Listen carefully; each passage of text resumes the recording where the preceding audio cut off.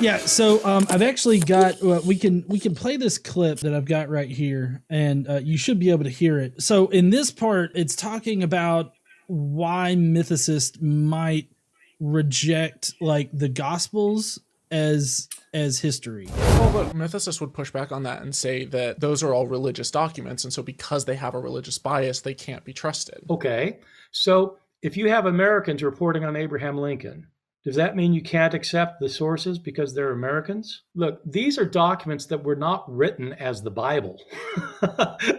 People who were writing about Jesus in the first century, yeah, they believed in Jesus, but they weren't writing the Bible. Who writes about Julius Caesar except for somebody who's interested in Julius Caesar? Who writes about Jesus except somebody who's interested in Jesus? You don't rule out sources because they're written by people who are interested in the subject. Yeah, he goes on. From None of us make that argument. Yeah, exactly. We don't argue. It's not our argument. We don't say that. No, none of us say that. That's ridiculous. Yeah, so they're arguing against no one, basically. Right. They're arguing against strawmen, or at least against uninformed people. They're like, oh, well, the Gospels are religious, they're Christian, so therefore you can't trust them. But it's like we actually have better arguments to not trust the Gospels. Yeah, and it's worth pointing out that he himself in this same interview makes the point that historians do acknowledge bias is a problem that we have to take into account and so on. That's exactly what we do. He says, like, you can't use different criteria. No, we're using the same criteria that we use for all other books. We're not treating the Gospels as somehow different than any other religious literature of the ancient world. Anyway, that to me I thought was a distraction and kind of insulting to peer-reviewed mythicism, because we don't make that argument. And so to go spend 5 minutes pontificating on how that's a stupid argument as if that's an argument we make, it's kind of annoying, frankly. Yeah, I totally agree. And now the other one that I'll mention, and maybe if I missed something in your list of contradictions, we can kind of talk about it. But this next point is something that's been coming up a lot recently in the discourse. You'll recognize it immediately. I see this meme and others like it tossed around by mythicists a lot to argue that Jesus is just copied from existing deities and ideas of the time. And in your book, Did Jesus Exist?, you mention what seems to be the original source of these claims, which is Kersey Graves' book, The World's 16 Crucified Saviors, Christianity Before Christ. And it contains this idea that people like Mithras, who you just talked about, as well as Dionysus, Horus, and others, all had these similarities with Jesus, where they were born on December 25th of a virgin, had 12 disciples, and that they died and rose again. Is there any validity to this? That's a pretty, like, his reaction right there is a pretty good summary of what he says. But that's my reaction too. I've literally written an article about how Kersey Graves is bullshit. Right. So no, yes, crazy or amateur or people who don't know what they're doing on the internet mainly might circulate these memes and might say these things. But peer-reviewed literature does not say these things. This is not an argument we make. So yeah, that also was annoying. So it's wasting a lot of time. Now, it wouldn't have been annoying if they'd made that point. They say like, well, actually, yes, you're right. This meme circulates, but that's like peer-reviewed literature, peer-reviewed mythicism doesn't use these arguments, but it is worth pointing out that these arguments are bogus. And so the public should be aware of this. So I do think that it's worth it for him to have debunked those things. He doesn't do a great debunking. It's so like you could do a much better job of it here in this video. But for him to push back on that, I totally agree with and I think is worth doing. But to act like this is what quote unquote mythicists say, as if peer-reviewed mythicism says this, that is actually kind of damning. I find that disingenuous and insulting. And it's not how a scholar should behave. That is not how you should be interacting with this material.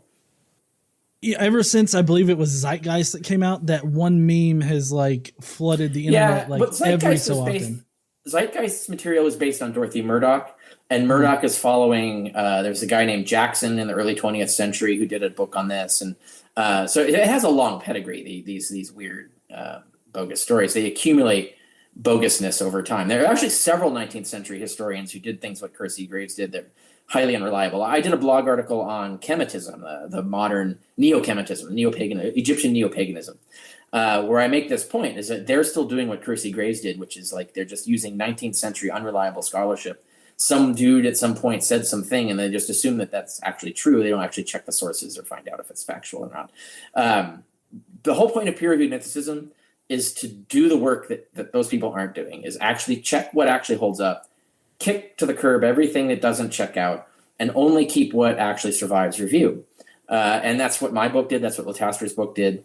So this is not relevant to the academic debate about mythicism. This is an amateur internet debate, basically. You had a list. Did you want to go through the list just real quick? You mean of my 5 straw man arguments? Yeah. Well, you hit the first 2, like they were already there. I wrote likewise Mithras in December 25th and stuff like that. And he goes on about Kersey Graves, not in the peer-reviewed mythicist literature. It's not there. What I had for that was he kind of basically argued that we have to have an example of a made-up person from the 1st century, otherwise we can't argue this. It's like we have examples from other centuries. We don't need one. That's a kind of like a reverse Texas sharpshooter fallacy where we've hit the target, we've got lots of examples, and then he moves the target and says we missed. Right? It's like it's an arbitrary rule. So that you could only get one from the 1st century, only that counts. It's like, no, that's not how history works. He would never accept that argument in any other aspect of his work. So I thought that was ridiculous. So he's kind of strawmanning us in that regard. Because in this way he's doing that, he's ignoring the fact that we do have examples from multiple centuries throughout different eras as well. But anyway, another one. The other one was the host. So the host goes on about a few things that aren't things that Ehrman himself says, but that are also straw men of mythicism. For example, the whole bit about how the mundane historicist theories, the ones that reject the miraculous and all that stuff, are not extraordinary. They're not extraordinary claims. I think that when it comes to scientific skepticism, there's a point where it's not just about being a contrarian. It's about weighing the evidence and looking at probabilities and making a conclusion based off of that. And the claim that a person named Jesus existed, that he had followers, that he was crucified, that he was from Nazareth, like none of these are extraordinary claims. People exist all the time. But to take it a step further and say, and all of these miracles happened and he rose from the dead, you don't have to accept all of that to look at the evidence that we have and say, okay, there are a number of non-supernatural ordinary claims about this guy that are not anachronistic, for which we have multiple attestation, and in fact he's more attested to than almost any other figure at this time. Yeah, we totally agree. I give them a decent probability of being true. They are plausible. We're not, at least peer-reviewed mythicists are not saying historicity is implausible or that it is an extraordinary claim. So to portray us as claiming that it's an extraordinary claim, that somehow you need extraordinary evidence for it, it's not what we're arguing. He also says that Jesus is more attested than almost any other figure of his time. Ehrman agrees with him, but of course what they list, nothing on that list is independent of the Gospels, or nothing on that list can they prove is independent. They have no evidence that anything on the list is independent of the Gospels, other than the epistles. There's some epistles before the Gospels, but those are ambiguous. So really, there's only 2 categories of evidence. There's the pre-gospel stuff, which is weirdly ambiguous. It shouldn't be. It should actually be more clear than the Gospels are, but nonetheless, it is ambiguous. And then everything after the Gospels, which either directly references the Gospels or was produced so much after the Gospels that we can't confirm that it didn't come anywhere else. And in fact, he mentions Pliny. Pliny does not actually say Jesus is historical. I suspect he was told Jesus was. But what Pliny says outright is that I know nothing about this religion. I have no way of figuring out how to find out anything about this religion. The only way that I could find anything about this religion was to strong-arm some of the worshippers of it and ask them what they believed. And then he also wrote to Trajan to ask as well. And Trajan writes back with no actual information about Christianity, just a legal ruling. This is important because Pliny is telling us that even he has no way of figuring out whether Jesus existed or not. His only access, the only documentation he has is whatever Christians tell him in the 2nd century. That's his source. And so we have that for over and over and over again. You know, if Tacitus mentioned Jesus, that's disputable. But even if he did, his most likely source was Pliny, who got this information from Christians who would have been reading the Gospels and just quoting them back at Pliny. So we have no way of even saying what Ehrman says at one point is like, everyone back then knew Jesus existed. It's like, no, they didn't know Jesus existed.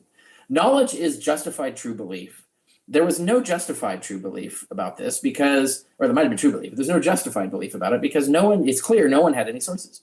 Celsus, Ehrman goes on about Celsus. Celsus makes clear, at least from the quotations we have from Origen, that his only sources were the Gospels. He had no other sources of information about Jesus, none. So you can't say that, oh, therefore Celsus proves that Jesus existed. No, all Celsus did is he read the Gospels, assumed that they were exaggerating some historical dude, and made fun of them. That's what he did. That was his whole historical procedure. He did not do any fact-checking of the Gospels. He couldn't. There's no way to fact-check whether Jesus existed.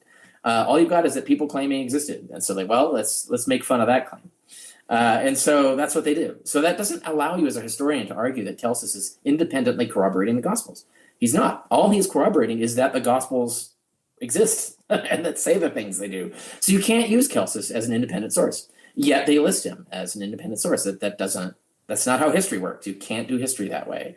And so that's another one of those. And then the last one, the whole bit about Nazareth. And of course, mythicists all say that there was no Nazareth. Oh my God, come on, please. The archaeologists have dug it up. What do you want? It's there. We can see. Oh, sorry. Peer-reviewed mythicists do not question the existence of Nazareth. That is not our argument. And this straw man shows us two things. One is that he doesn't know what peer-reviewed mythicists argue. And two, he has no response to it because he doesn't know what it is. So he doesn't know what we argue. We don't argue that it didn't exist. I've even argued explicitly in my book that even if it didn't exist, that is not an effective argument against Jesus existing. Right? So because it could not exist and have been assigned to Jesus for the same reasons that it would be assigned to a mythical Jesus. So its not existing would not be an argument at all for the non-existence of Jesus. He doesn't even know that I argued that because he doesn't frickin' read the literature. He doesn't even know what he's talking about. And so that's that kind of stuff is what peeves me. You know, it's really annoying at this point. There's no reason why he can't know what our arguments actually are. Instead, he goes on and on about, he says literally, mythicists, took this quote, made sure I got the quote right. Mythicists all say there was no Nazareth. No peer-reviewed mythicist says that, or no author of a peer-reviewed defense of mythicism says that there was no Nazareth. It's not a thing. So anyway, that was my list of the straw men. But I thought that was a great list. And I mean, it's actually, I was, when I started to interrupt you before, isn't it quite odd that Pliny doesn't know anything about like Christians or Jesus if, they were actually like as popular as claimed to be? Correct. Yeah. You have to draw the conclusion, if you're acting like a historian and not an apologist, you have to draw the conclusion that Christianity was so fringe, so small, so unadhered, there's so few people practicing it, that for someone like Pliny, and I go through this list in Jesus from Outer Space and in one of my blogs, I go through the list of the qualifications Pliny had. Pliny was probably the most qualified person on earth at that time to talk about what Christian beliefs were, if Christians were actually popular enough to be known. But he says he was never been at a trial involving Christians. And this is a guy who's probably one of the most legally educated and legally experienced people in the empire, had all of relevant positions in Rome, as judge, as legal expert, as administrator, general. Like he's served every possible role where he would have run into Christians before, unless they were super, super fringe. It was a struggle to even find them. And so you have to admit that that's the case. Christianity was super small. And when Pliny finds some eventually, and he's kind of forced to root them out, he finds some, and he finds out actually most of the people that got ratted out, he says, had quit the religion decades ago. So it was hard to find someone who even stayed. So it's only the most fanatical of the fanaticals are still a Christian and it's still hard to find them. But it's clear that he has no documentation, no histories to consult, not even his dad's history of Rome, which is a point I make in the book. He has no documentation to rely on about Christians at all. He has no experience. He's never run into them. He's been all over the Roman Empire as a legal expert and never run into them. He says outright, the only way he could learn anything about what Christians believe was to literally strong-arm some deaconesses, he says, some of the women who were officiants at the local church. That was the only way he could find out anything about Christianity, which tells you that there are no sources, right? Mm-hmm. There's no way anyone in his time could actually verify any of this stuff. So the only way they could react to it is say like, oh, that's just ridiculous, which is what he says. It's just a ridiculous superstition, essentially. It's not an exact quote, but it's paraphrased, is his response to it. That's really the only way you can object to it. So that's relevant. I think that's the point that you were bringing up about how Pliny just seems to be so ignorant, and you can't explain that unless you dismiss all the Christian apologetical triumphal narratives of the success of Christianity. Right. I totally agree, obviously.